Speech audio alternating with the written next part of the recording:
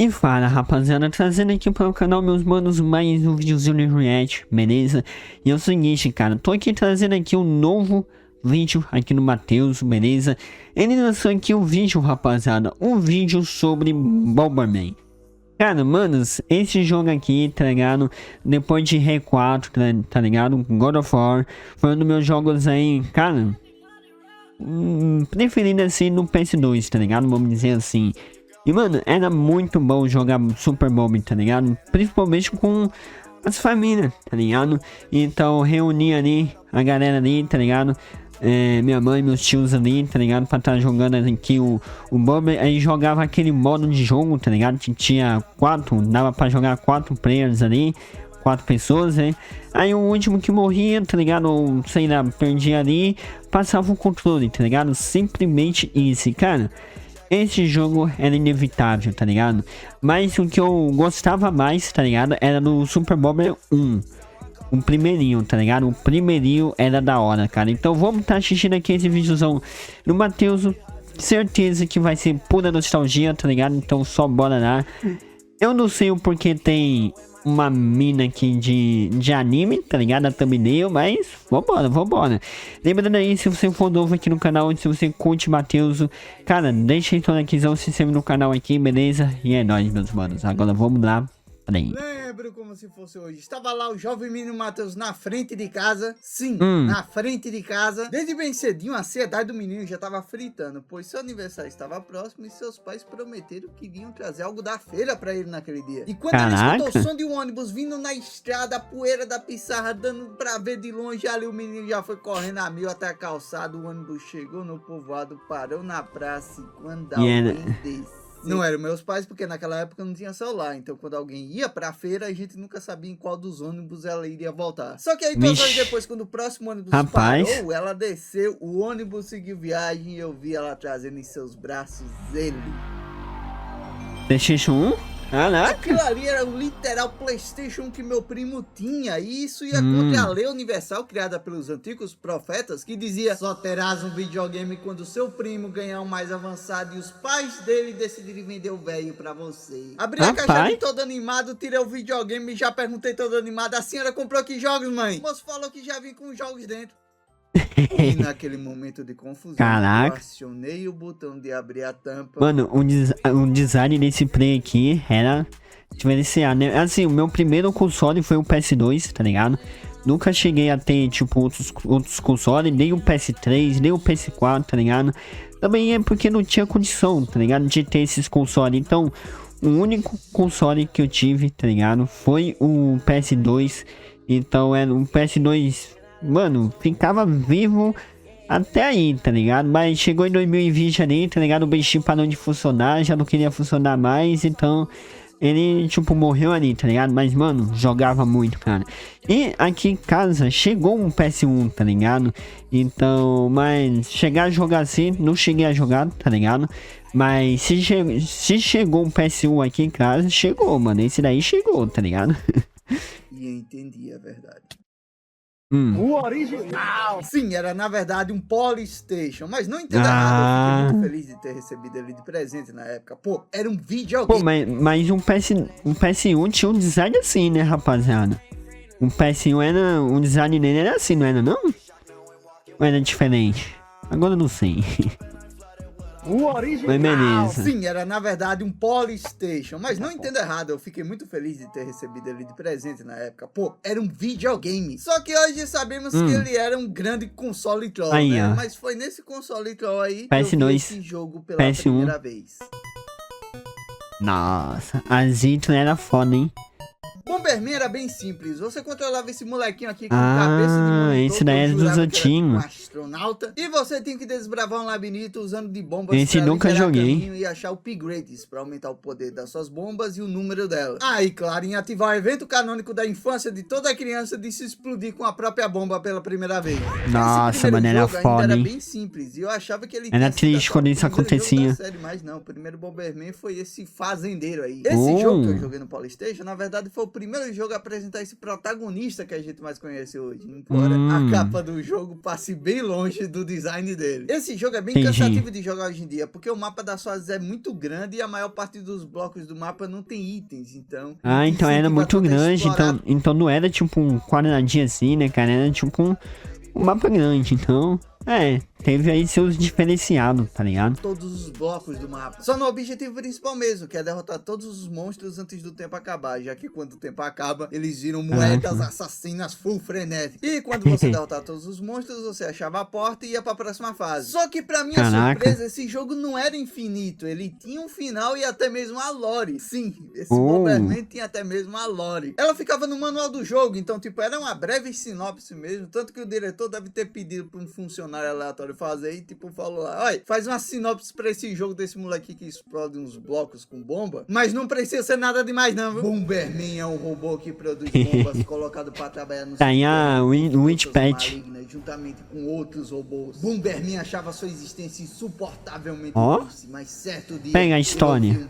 Se um robô escapasse do subterrâneo e chegasse à superfície, esse robô se tornaria humano. Bomberman então agarrou a musiquinha no R4, principalmente na fase da ilha, essa trilha sonora. Ou que os robôs inimigos estão partindo atrás dele, agora completamente sozinho. Tudo que Bomberman pode fazer é contar com suas bombas. Será que algum dia ele conseguirá chegar à superfície e uma vez lá, ele realmente se tornará humano? Tá aí, chefe. Caraca. Rapaz, sim, esse era o plot desse Bomberman. Tanto que após passar da fase 50, você tinha uma ceninha onde o jogo lhe dava parabéns por ter ajudado o Bomberman a se tornar um humano de verdade. E mostrando que ele se tornou, na verdade, o Lord Runner, o protagonista de outro jogo da Hudson. Mas foi no Super Nintendo que o Bomberman conquistou meu cocorô de verdade, com a série Super Bomberman, que tinha aquela intro da abelhinha gritando. E pra quem tem curiosidade, a intro falava by Hudson, que é... O meu primeiro não foi esse, tá ligado? Não foi esse. Era só um grito aleatório mesmo. Eu joguei a série Super Nem Bomberman sabia que tinha esses diferentes, tanto através de fitas como mas fato é que esse daí eu conheço, hein? O emulador que eu falei no último vídeo, que é a série se emulador. Foi nesse aí que eu conheci o Bomberman. Aí, ó. Esse aí era meu preferido, hein? Começando pelo Super Bomberman 1, esse jogo já tinha outros, mas esse era o meu preferido. Hoje, aquele labirinto menor com a câmera fixa e a opção de jogar com amigos. E esqueça a lore daquele primeiro Bomberman. Eles abandonaram aquela temática mais com a família, né? Infelizmente não pra sempre. Mas nesse jogo, o Bomberman branco e preto se juntavam para enfrentar um inimigo em comum. Algo que pode parecer algo comum hoje em dia, mas essa foi a primeira vez que os dois formaram a dupla, visto que nos jogos passados o Bomberman preto era o inimigo, o clássico que depois vira um aliado. Chegando no Super Bomberman 2, tivemos um modo história diferente. Já cheguei a jogar. Aqui o labirinto se estendia além do que a tela podia ver, lembrando bastante o labirinto do clássico. E você não podia zerar de 2. Esse também era da hora. Era solo. E isso tinha até um pouco a ver com a lore do jogo. 5 Bombermans malignos invadem a Terra atrás do nosso humano bomba e sequestram ele. E agora, tudo que o nosso protagonista pode fazer é tentar fugir da nave dele. Caraca, olha esse... padrão. Você jogava em 5 áreas diferentes. Essa tela de gameplay, mano. Área, você enfrentava um que boss. foda. Podia ser uma versão menor dele, uma versão Megazord. Inclusive, se tem um jogo de Bomberman com boss bizarro, esse jogo com certeza é esse. Enorme. No Super Bomberman 3, o jogo incluía uma das cheguei a jogar também da série toda, as montarias. Durante as fases... E assim, esses Bomberman, eu já cheguei a jogar, tá ligado? Mas nunca cheguei a zerar nenhum deles, tá ligado? Porque eu só entrava e me divertia, tá ligado? Na verdade, todos os jogos assim, eu não pegava pra poder zerar, tá ligado? Eu chegava ali pra poder, né? Cheguei em frente, mas os únicos assim que eu zerei no PS2 foi só o R4 e o God of War, tá ligado? O primeiro e o segundo.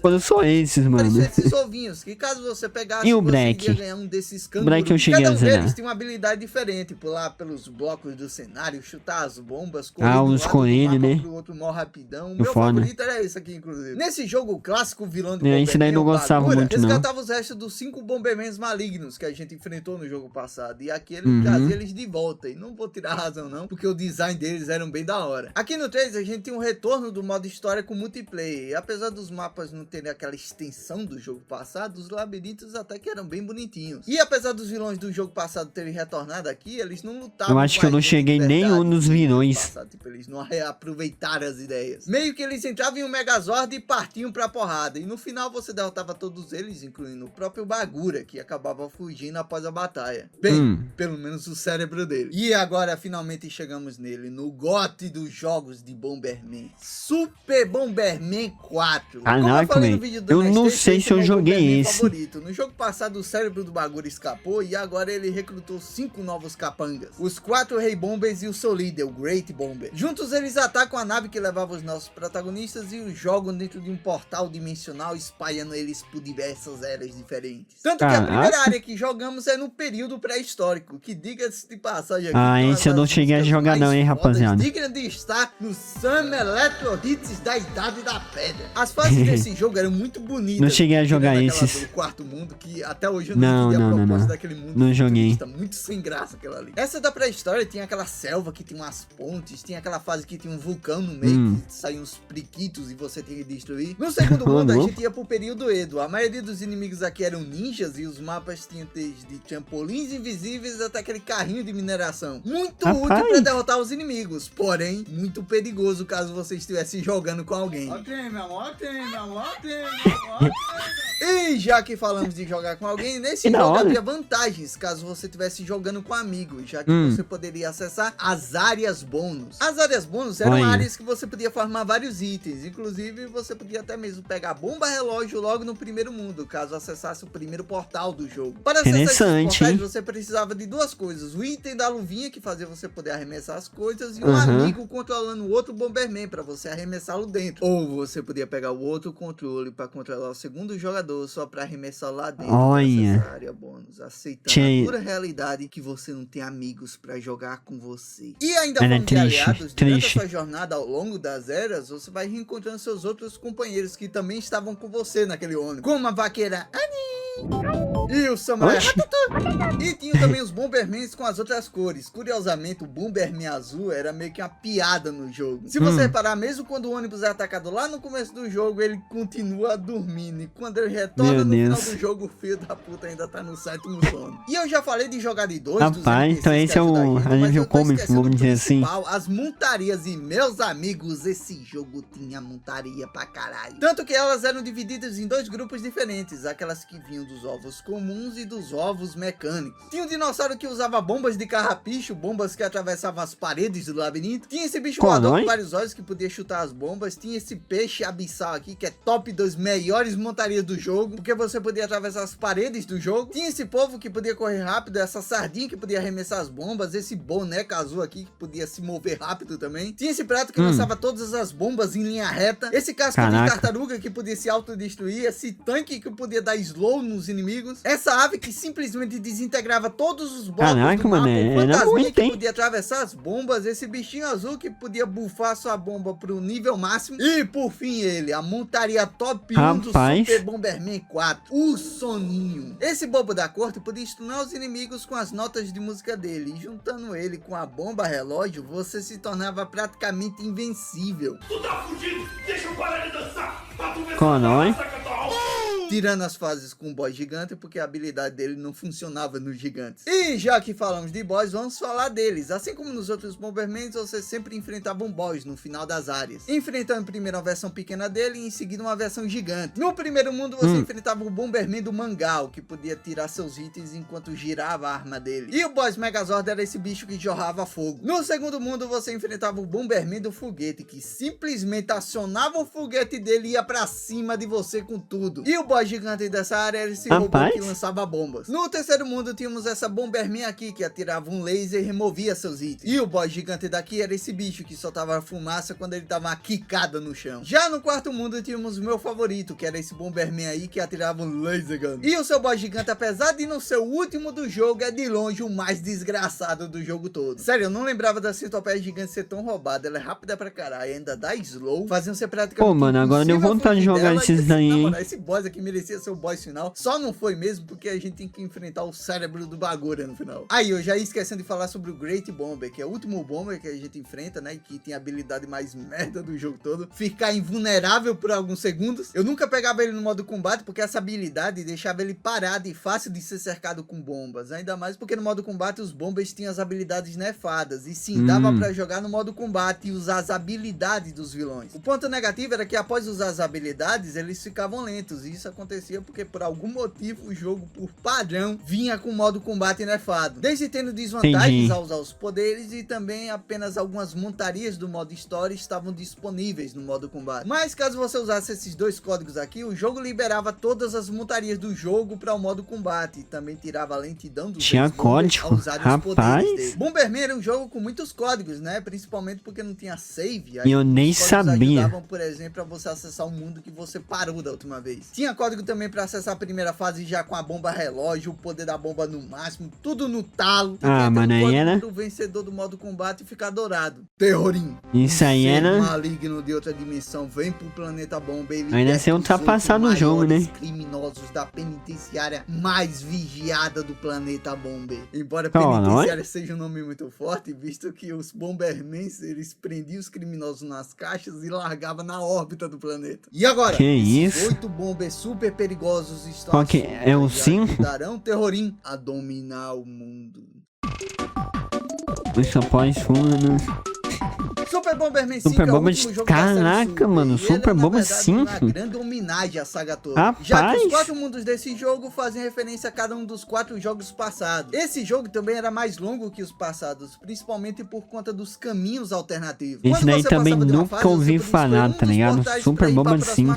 E esses portais levavam a outros nunca ouvi portais falar. que levavam a outros portais que levavam ao boss final. Ou seja, na sua primeira run, você não iria jogar em todas as fases. Pra você fazer 100% do jogo, você tem que rejogar o jogo, só que agora indo pelos portais que você não foi da primeira vez. E pra te ajudar os portais que você não tinha pegado da primeira vez, o jogo deixava dourado, pra você saber que não tinha ido nele ainda. E uma coisa muito da hora é que o cartucho do Super Bomberman 5 vinha com save integrado nele, ou seja, você podia salvar o jogo no próprio cartucho, descartando completamente aqueles códigos para acessar uma área determinada, já que você podia simplesmente continuar de onde você parou da última vez. Fazendo 100% do jogo, você desbloqueava algumas coisas, como o modo história que trocava algumas coisas, ou seja, criando a necessidade de você zerar tudo de novo para fazer 200% do jogo, e desbloqueava um personagem secreto para você jogar no modo combate, o Bomberman Dourado. Esse jogo inclusive tinha muitos personagens para você jogar no modo combate. Infelizmente eles não tinham as habilidades especiais como no 4, mas tivemos o retorno dos cangurus como montaria, e também de um dos piores mapas dos jogos de Bomberman, que era aquele mapa que a luz acabava e você tinha que se guiar pelos holofotes. E também tivemos a adição de 2 bombas novas, a bomba mini explosiva, que acionava quando alguém pisava nela, e a bomba teleguiada, que siga o inimigo mais próximo dela. Aí eu acabei de lembrar aqui que eu esqueci de mencionar sobre a bomba perigosa. Essa bomba era criada quando você e seu amigo chutavam as bombas e elas se encontravam para formar uma só. O D no centro da bomba era porque o nome era perigoso em inglês, e a explosão dela, em vez de ser no formato de cruz, era na verdade na forma de quadrado. Mas se você repetisse a mesma ação, juntando ela com outra bomba normal, você tinha a bomba super perigosa, que aumentava ainda mais o raio. E se você fosse completamente maluco e repetisse esse processo, você criava a bomba mais temida de todas. A bomba Gambetta. Gambetta? Isso é o quê? Gambetta! Meu próximo contato com Bomberman foi através dos jogos de PlayStation 1. Porém, assim como foi no caso PlayStation 1? do Bomberman, que eu tive mais contato no PlayStation 2, os jogos de PlayStation 1 eu tive contato através de uma coletânea de Bomberman de PlayStation 1 para PlayStation 2. Havia 3 jogos nessa coletânea. O primeiro era o Bomberman Party Edition, que era praticamente um remake lá daquele primeiro jogo que eu falei. Caraca, meu, é o jeito. Até pra ativar uma opção para você jogar nos gráficos antigos. No modo combate você tinha a opção de escolher uma das 3 dificuldades e tipo um 3D, tá ligado? E esse o jogo lhe dava ali uma lista diferente de personagens para você escolher. Já o Bomberman World era um jogo com uma proposta nova, que até lembrava um pouco o Bomberman 2. No modo história você só podia jogar de um, e as fases se estendiam além do que a tela inicial mostrava. Eu acho que eu não ia gostar, tipo, de Super Bomber assim, tá ligado? Eu acho... Sei lá, mano, parece meio estranho, tá ligado? Você, tipo, já tá acostumado com o jeito dos outros, tá ligado? Olhando assim... não sei, tá ligado? Não sei. E eu falei bem por cima desses dois jogos. Eu acho que eu gostava dos clássicos. E esse? Bomberman Fantasy Race era um jogo de corrida do Bomberman, só que em vez de carros, você usava as montarias do jogo. No caso desse jogo, os cangurus e os rinocerontes. Eles têm um nomezinho próprio, mas eu teimo em chamar eles de canguru e rinoceronte até hoje. Assim que iniciava o jogo, você escolhia algum dos pilotos. Eu preferia o Bomber Senna aí. E a partir daí, você já podia correr na primeira pista, que era o Circuito Bomber. A música dessa pista, inclusive, é teleportadora da infância. Sobre as mecânicas da corrida, não foge muito do que outros jogos de corrida de mascote por aí tem. Você tem que fazer algumas voltas e chegar em primeiro na última volta. Ao longo das pistas tem as bombinhas. Dois tipos de itens. O primeiro era esses ovinhos aqui que faziam você correr mais rápido. Muito diferente, cara. Os itens ofensivos que eram pra atrapalhar o inimigo ou te dar algum buff. Além disso, nas pistas tinham esses bagulhos na parede que caso você pulasse neles, seu personagem era catapultado pra frente. Falando assim parece até fácil, né? Mas vocês não têm ideia de quantas vezes eu meti a minha cara nessa cerca e até aprender a pular nesse negócio. Segunda pista era da praia, outro cenário nostálgico demais. Aqui aí os gráficos no jogo, mano. Você é louco. Passava por uma área com os coqueiros que caso alguém explodisse uma bomba ali dentro, todos os coqueiros começavam a derrubar bombas. E essa pista era a primeira a ter um atalho que você acessava pulando nessa caverna aqui e seguindo por uma longa ponte que ignorava boa parte do cenário. E sim, esse atalho era muito bom, mas tem mais. Além desse primeiro atalho que ignorava a área dos coqueiros explosivos, existia também um segundo atalho. Só quem jogou sabia dessas paradas. No barco. E eu lembro quando era criança, eu ficava olhando pra cá, me perguntando como diabos a gente acessava esse atalho. E pra acessar esse segundo atalho, você tinha que pular nesses pilares de pedra, bem complicados de pular, inclusive. Só que os speedrunners acharam um terceiro atalho nesse mapa, mas eu acho que esse atalho não tava nos planos. Tem até speedrun, hein? Nesse jogo, quando você saía do cenário por algum motivo, esses robozinhos te colocavam na pista de novo, algo bem comum nesses tipos de jogos de corrida, e algo que era motivo de ficar com raiva, visto que quando isso acontecia, você ficava parado por alguns segundos, ou seja, você ficava atrasado. Por algum motivo, quando você acessava aquele primeiro atalho lá, que era o da caverna, e você impulsionava o seu personagem na direção desses barcos, em vez do seu personagem ser reposicionado de onde ele pulou antes, o jogo jogava você no final do segundo atalho, fazendo você ignorar praticamente um terço da pista toda. E talvez alguns de vocês devem ter ficado surpresos.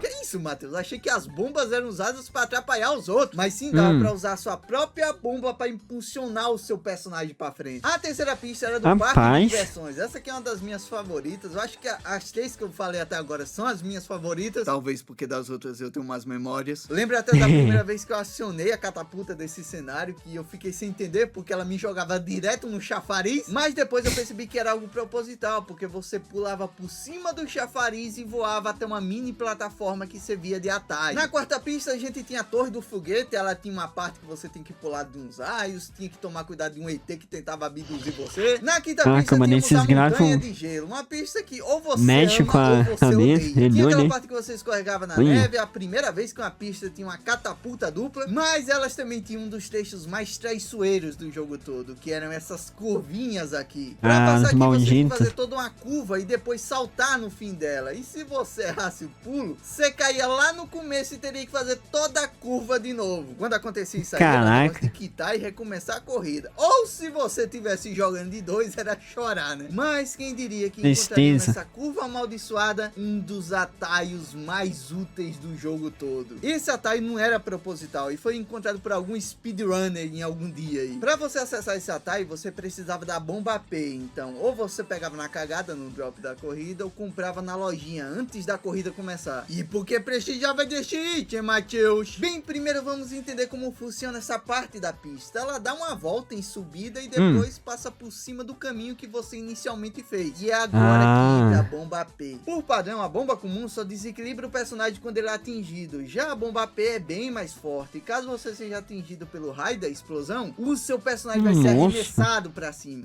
Então o que os caras fazem? Eles correm em direção à parede que continua a pista, jogam a bomba P e saltam por cima dela, fazendo a explosão dela, arremessar o seu personagem na pista superior, tipo meio que burlar, né? Toda aquela volta que você tem que fazer pra continuar. A sexta tipo pista, burlar o terreno baldio sistema. aí. Sim, esse pedaço aí. Até por isso eu nem lembrava dela direito, principalmente porque olhando no mapa, ela parece até uma parte da pista da montanha. Aqui tem uma parte da pista que tem umas bombas enterradas, aquele mini templo que tem uma ponte bem apertada. Caraca, olha. E tem uma parte com cachoeira que dava aquele efeito. Eu acho que se eu pegasse pra jogar esses jogos assim, eu não ia conseguir não, hein. A suposta pista final, a pista do castelo. Essa aqui é especial demais porque ela faz referência ao clássico labirinto do Bomberman. Até a música dessa fase é o tema clássico da série. Essa pista é bem complicada porque ela não tem tantos segmentos retos, é cheio de curvinha chata e fácil de você bater e perder seu tempo. Tem uma parte que tem uns botões que acionam explosões, uma parte que tem 3 catapultas seguidas. Quando eu rejoguei esse jogo pela primeira vez, foi na época que eu fazia lives. Eu tava até feliz porque eu havia chegado em uma fase que eu não tinha tido competência de chegar quando era criança. Mas como já tava muito tarde, eu fechei a live com um. Poxa, né, gente? Faltava só essa última fase pra gente zerar.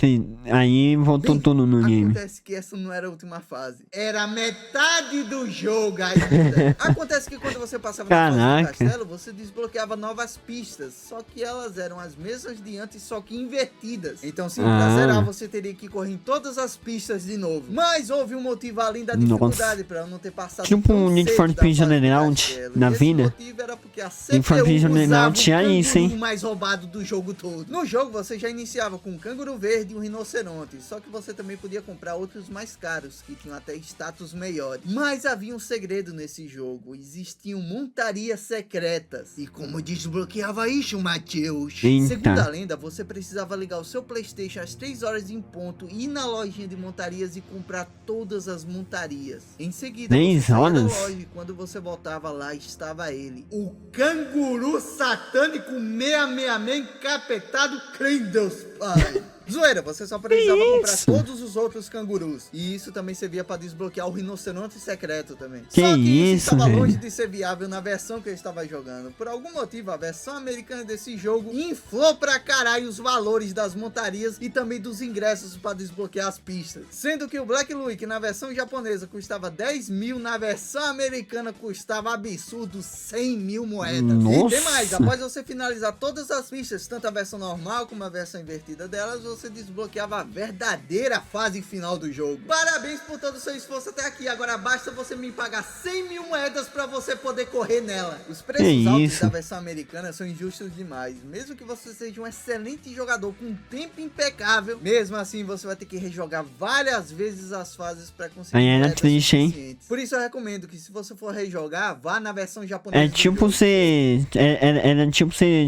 jogar o Resident Evil 4, tá ligado? Aí quando você voltasse, né, pra jogar no New Game, comprasse, tipo, sei lá, uma arma infinita, tá ligado? Aí custava, tipo, uma grana, tá ligado? Aí você tinha que rejogar, juntar aquela grana, tá ligado? Pra poder comprar. Tipo isso, tá ligado? Caraca, mano. Seguindo pro PlayStation 2, Bomberman continuou fazendo companhia nas minhas plays, porém não da maneira como estava. Aí, ó. Por exemplo, esse é do meu console, mano. Que fugia do padrão dos labirintos, assim como mas nunca cheguei a jogar esses jogos aí. Rapaz. E eu gostava dele principalmente por conta da estética de anime. Mais tarde eu descobri que ele era realmente um jogo inspirado em um anime de Bomberman. Anime bem bonitinho, por sinal. Mas o jogo de Bomberman de PlayStation 2 que eu mais joguei foi o Bomberman Land 3. Ele tinha até um minigame de kart, mas vamos falar aqui sobre o jogo principal. Nesse jogo você embarcava com seus amigos bombers para uma ilha com um gigantesco parque de diversões. E nessa ilha havia minigames, tarefas, desafios que caso você completasse, você iria ganhando uns números para completar uma cartela de bingo. Haviam várias áreas nesse jogo que eram separadas em cores e até dentro dessas áreas coloridas haviam sub-áreas. E para acessar essas áreas e sub-áreas você precisava completar uma até um mapinha ali da cartela. Por exemplo, a primeira área do jogo era vermelha e para você acessar a próxima área, que era azul, você precisava de uma determinada sequência de números da área vermelha. E eu sei, parece simples, mas o jogo tinha uma proposta e ele executava ela muito bem. Haviam muitos desafios. Pular corda, atirar nos balões, encantar uma cobra com a flauta, jogar o jogo do ganchinho lá, jogar bola na cesta, jogar Bomberman dentro de outro Bomberman e até mesmo fazer contas de adição. Acertou. E o jogo era bem infantil mesmo. Conta matemático, ele só saiu no Japão, o que acabou transformando um simples jogo que qualquer criança japonesa saberia passar em um dos maiores jogos de... Bem, vamos continuar aqui então com o videozão. Já tá terminando ali, então só bora. Jogo que qualquer criança japonesa saberia passar em um dos Dei uma pausa aqui pra pegar uma balinha ali, tá ligado? Crianças do resto do mundo. E eu falei, esse foi o jogo de PlayStation 2 do Bomberman que eu mais joguei, principalmente porque ele tava todo em japonês e a gente tinha que teorizar o que precisava fazer pra passar pra próxima área. E todas as áreas tinham minigames novos, eles não repetiam os mesmos jogos nas outras áreas. Isso dava muita vontade de conhecer as outras. Acho que a última área que eu consegui chegar foi a área amarela. E esse era o ponto central para eu ter continuado jogando esse jogo. Mesmo sem entender nada, eu jogava, ficava preso em alguma parte e milagrosamente do nada em um belo dia eu descobria como passar de algum desafio. E isso, meus amigos, descarregava uma carga de dopamina tão grande que mesmo que a gente ficasse travado de novo, o jogo não era tão frustrante, porque a gente sabia que de alguma forma seria possível passar. E isso acontecia tanto antigamente que devia até ter uma categoria para esses jogos. O entendendo porra nenhuma, mais uma hora eu descubro como passa. Vocês perceberam que havia uma busca de expandir a franquia Bomberman para ela ser muito mais do que o clássico jogo de colocar bombinha no labirinto. E eu falei de algum desses jogos, mostrando que eles eram até bons, mas dentro desses jogos de Bomberman com proposta diferente, existiram algumas coisas que saíram bastante da temática original. O primeiro que eu quero falar aqui é o Bomber Girl, um jogo de Bomberman onde você pegava vários personagens clássicos, desde protagonistas até mesmo inimigos do jogo, e transformava em garotinhas de anime. Eu não sei se isso anime, mano, no Japão, mas eu lembro que nessa mesma época o próprio Metal Slug lançou um jogo que adicionava waifus de anime. Mas o jogo que eu quero destacar aqui é bem mais antigo que qualquer outro jogo mais zoado, porque na minha opinião nenhum deles chega aos pés desse próximo jogo. Estamos em 2006, uma era onde os videogames estavam sendo infestados da maior febre da época, a Aura Edge. Nem os escritórios da própria Hudson escaparam da infecção, até que em agosto de 2006 eles lançaram isso. Rockzão pesado, hein? Ó.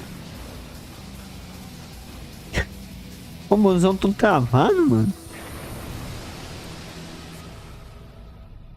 Bomberman Ato Zero foi a tentativa da Hudson de criar um reboot da série Bomberman. Eu até poderia comparar um pouco com o reboot do Devil May Cry, mas eu acho que esse foi um nível a mais, sabe? Porque se eu te mostrasse a capa, você nunca ia chutar que isso aqui era um jogo de Bomberman. Parece um jogo do Homem de Ferro. Aqui você controlava o Bomberman ou Bomber Woman, dependendo do qual você escolhesse no começo do jogo. Caraca, mas totalmente diferente. Parecido com os labirintos do clássico, só que bem mais dark e edgy. E o seu objetivo era bem simples: vá e derrote os outros bombers para que apenas o mais forte sobreviva no final. E diga-se de passagem aqui, os gritos dos Bombermans derrotados aqui eram feitos pelos mesmos NPC de Metal Slug.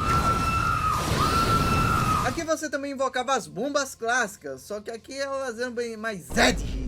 O design dos bombers tem absolutamente nada a ver com o original, já que eles eram fofinhos demais para transmitir a proposta do jogo, que era ser bem mais edgy, dark e safado. A câmera do jogo podia ser tanto a clássica vista por cima, como também em terceira pessoa. Só que acontece que esse jogo era muito repetitivo, eram 99 fases com quase a mesma coisa, e ainda por cima, caso você perdesse, acabou. Porque por algum motivo alguém teve a ideia genial de fazer um jogo sem sistema de save, e segundo foda. Na época, né, ele explicou isso, dizendo que foi porque tá querendo savezinho, isso aqui é um jogo edgy.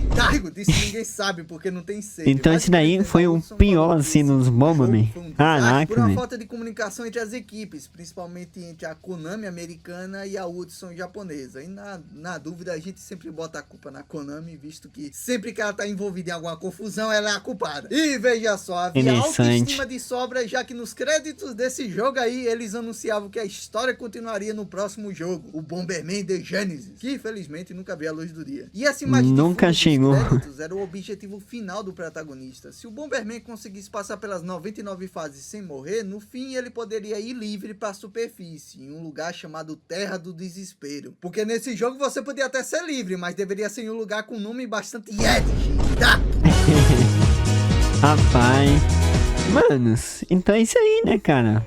Matheus trouxe aqui então um videozinho falando sobre Super Bomberman, tá ligado? Mano, um dos meus jogos assim, mano, muito foda, tá ligado? Gostava muito de jogar ele quando não tinha esses jogos aí igual que eu falei, né, cara? Mas entre todos aqui, só jogava, tipo, aqueles clássicos, tá ligado?